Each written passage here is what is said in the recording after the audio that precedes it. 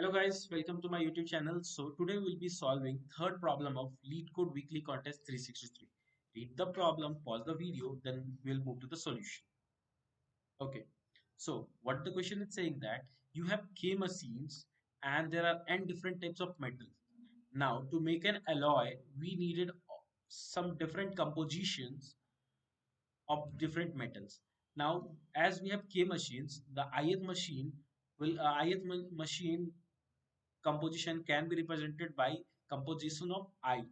Now, it's better to visualize from the example. So what it is saying that if you will pick machine 1, then you will have to choose one unit of material 1, one unit of metal 2, and one unit of metal 3. Similarly, if you'll choose a second machine, then you'll have to pick one unit of metal 1, one unit of metal 2, and 10 unit of metal 3. Now, remember one thing. Then this composition are different, but the alloy produced will be the same. Okay. Now, what is given else? What else is given? So it has given that okay, n and k. N is basically the different types of metal that will be used.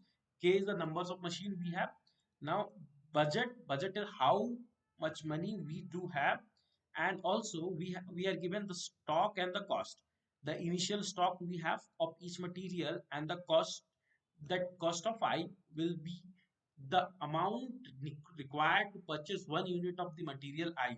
Okay, so what we need to return is we need to return maximum number of alloys that company can create. Now there is one very important point that all alloy must be created with the same machine. I missed this point and let's struggle for 5 to 10 minutes, but this point is very important. Okay, so remember, all the alloy must be created with the same machine. Saying that if we choose machine one, then all the alloy should be created by machine one only. If you choose machine two, then all the alloy should be created by machine one. Sorry, machine two. Okay, so now what the question is? So we have basically K machine. Sorry, just give me a minute. Yeah. So we have basically K machines and we have composition. So for let's say composition, we have a composition array. What it represents is it's basically the size of will be of n 1, 2, 3, n. Okay, and something like this. This will be zeros to k minus 1. Okay, so basically this will be representing k machines, and for each machine, for ith machine, we have the composition, that composition of I. Let's denote it as C of I at some array of size n, depending, saying that this will be size n, saying that this will be the amount of like array of, or sorry, this is the composition of Cij. Ci is here and Cij. If you write it something like that, Cij, that means the amount of nth metal or ith metal needed to make the alloy by ith machine. So that's what it is given. Now we can also buy additional stock at the cost, for the at the given cost. Okay, for per unit. So that's, I hope question will be clear. Now if we want to make the maximum number of alloys, we know that we can only use one type of machine. So let's say if I am using first machine, then I will have to check how many how many alloys I can make. Okay, or or in other ways, what we can say is, let's say, can I make one alloy using machine 1? Can I make one alloy using machine 2?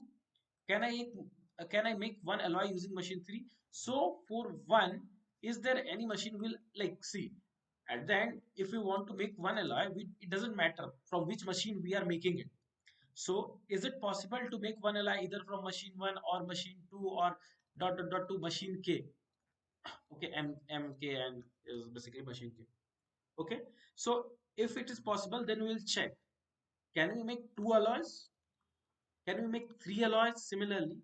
And now let's say if we are using machine one, if we are using machine one to make two alloys, that means if for one alloy, if we have this, right, composition. So if you are machine 1, so if we using machine 1, then and we want to make 2 alloys, that means this individual quantity should be multiplied by 2 because that will be our requirements. Now if we would have enough in stock, then it's good, else we'll have to buy it. What I'm saying is, if I am saying that okay, you need five five units of 5 units of metal 1, 5 units of metal 1. Okay, but in stock you have only 3 units. In stock you have only 3 units.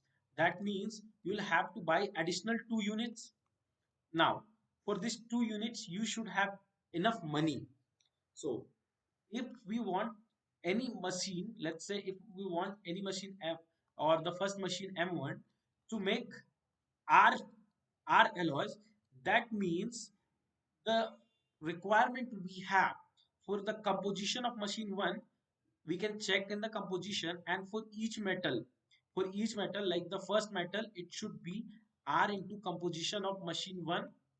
We should write something like composition of machine 1 and first element, if we consider this as one base index. So for the first element our requirement is this much. Now we'll check in the stock.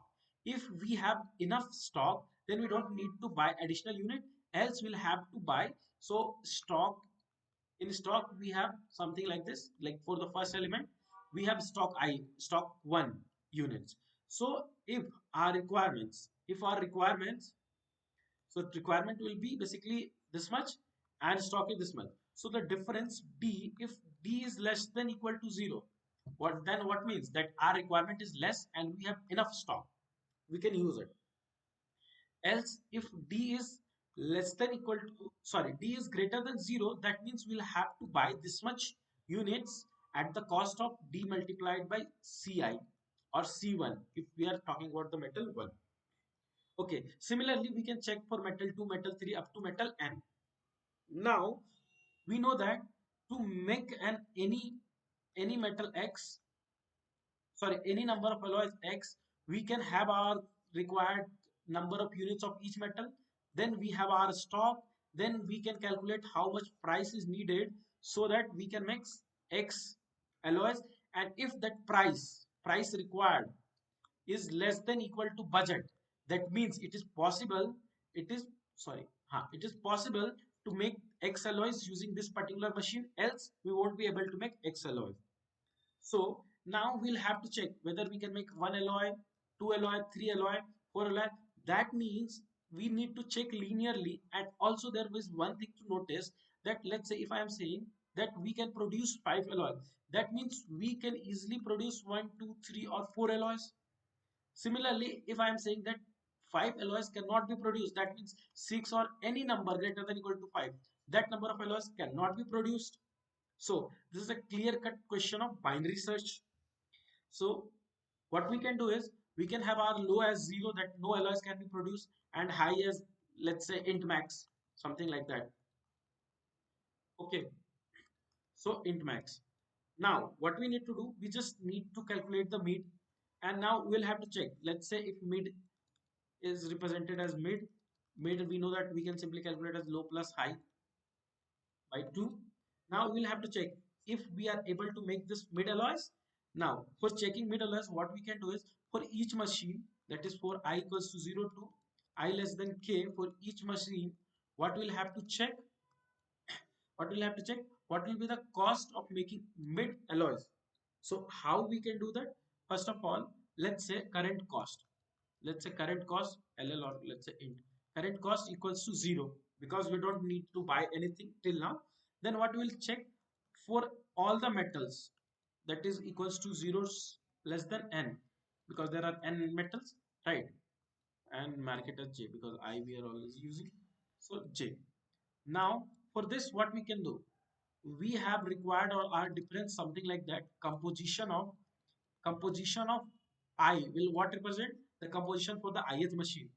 And if we'll append j over here, so the composition of ij will represent the unit, the number of units required to make one alloy